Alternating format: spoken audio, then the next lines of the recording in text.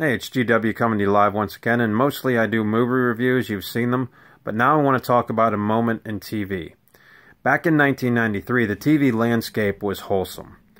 It was family-friendly, and the only thing you had to worry about is your kids watching the 11 o'clock news.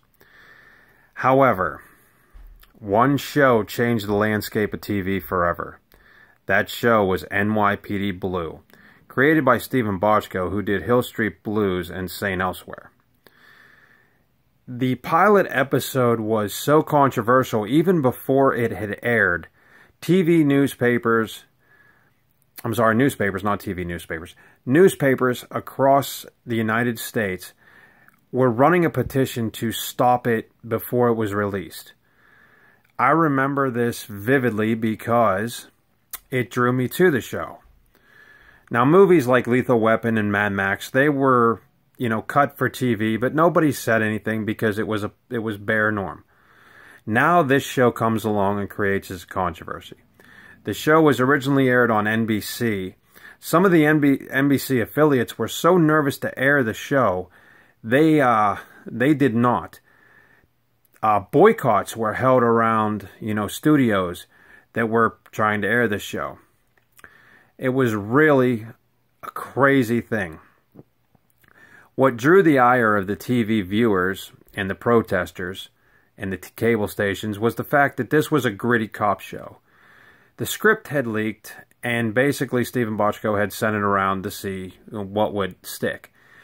And in the script, there contained some salty language, but nothing by today's standards. It was all PG by today's standards. And bare maximum nudity allowed on TV. Basically, it pushed boundaries, and it also dealt with subject matter, and it wasn't afraid to show, cops get tough on criminals. But again, the controversy was so out there, and it was in your face. And basically, this show, once it got picked up, garnered 48 Emmy nominations. But that was after the fact. But the controversy, well, like I said, was much in the pilot episode. But when NBC flicked the green light and lit it and showed the episode, it became an instant hit. People could not get enough of this.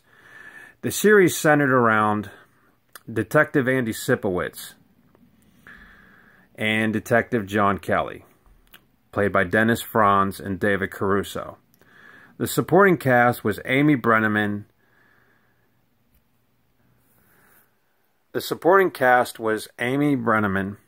James Turturro,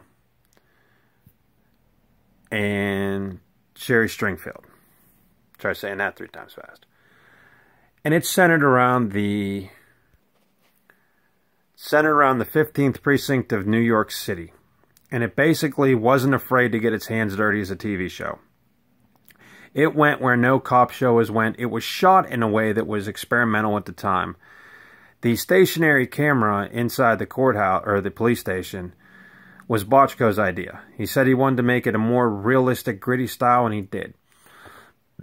David Caruso was only in the first and second season. And that's another controversy. He decided that the TV show was not going anywhere. He wanted to be a Hollywood player. And he made a few movies, Jade, Kiss of Death. All of them were box office failures. You could look them up.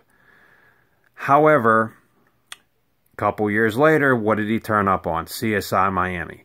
But his portrayal of Detective John Kelly was probably one of the best cops on TV. And this show paved the way for things like Chicago PD, LA Law, and the bunch of spin-offs it has spawned. Dennis Franz's character was Detective Andy Sipowicz. And basically, when you start the series, he is after mob boss Alphonse Giardella. That story kind of spins the entire first season. It deals with that as a backstory, as well as them dealing with crooks and, murders and such. And it was filmed in a pretty realistic style way. The one thing, though, that I do have to comment on is that I watched the first and second season, and Jimmy Smits stepped in for David Caruso. I will say this, that David Caruso, to me, was the best. Well, his portrayal of John Kelly was probably the best cop, like I had just said, on TV. You believed him, you were scared of him, you liked him, and you understood his ideas. The thing wrong is when Caruso walked away, they did this whole thing where they were going to have him murdered out in front of the police station. The second and third season were supposed to deal with who shot Detective John Kelly. Was it a rival street gang? Was it, an ex-girlfriend? Was it something? They did not do that. Instead, they made no mention of him after the last episode he was on. And I do not believe in the entire run of the series have they ever went back and said, hey, this is what happened to Detective John Kelly. Being that said, I just said the show garnered 48 Emmy nominations. It has won 21 times. It was the first R-rated series on TV. In fact, if you watch on YouTube, you can Google up the NYPD Blue controversy. Jimmy Smits actually walks you through step by step the script, the aftermath, the boycotts, the whole 9 yards. And it's interesting. And the funny thing to me is, even without a script, based on headlines, people wanted to boycott this thing. I remember the front page of the Pittsburgh Post-Gazette when this thing premiered, and it gave a list why this show was objectionable.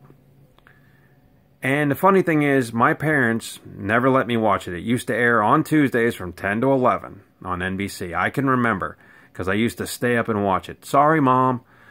But again, it pulls you in. You have to see Detective John Kelly. You have to watch You have to watch Detective Andy Sipowicz. And you have to watch them. And when the series starts, Detective Sipowicz has a little bit of a drinking problem. Detective Kelly tries to pull him out of that mess. He gets involved with the mafia, Alphonse Giardella. And basically the story starts.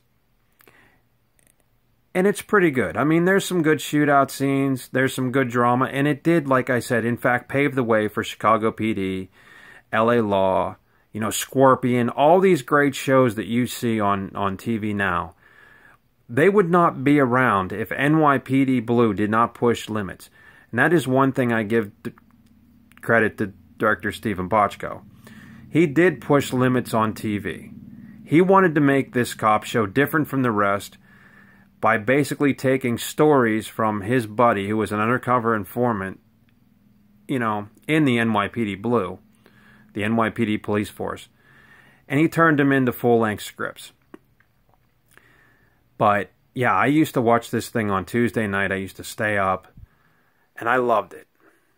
And it is probably underrated today, but the controversy that it caused, I mean, it almost had millions of people pulling the plug on this thing before it even was, viewed. And the funny thing is they made all this, racket, riffraff about, the show before it aired.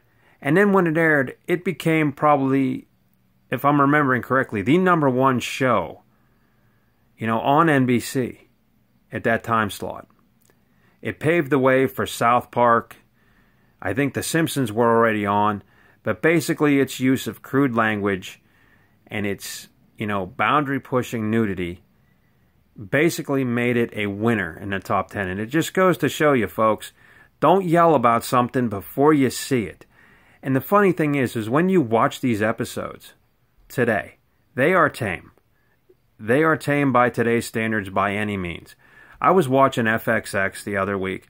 They had Straight Outta Compton on. Now, remind you, FXX is a standard cable channel. And I'm watching Straight Outta Compton, and they're effing this, they're effing that. I mean, in full words, ladies and gentlemen. So it almost seems like broadcast is trying to compete with cable. Same with Wolf of Wall Street. That was on IFC. Well, of course, IFC airs everything. But I was watching it. It was on TBS. They used the C word.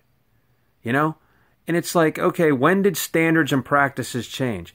because this show made it happen. Right or wrong, this show made it happen. So my recommendation, if you are going to watch NYPD Blue, I'm going to tell you a couple things. One, the first and second season are the best.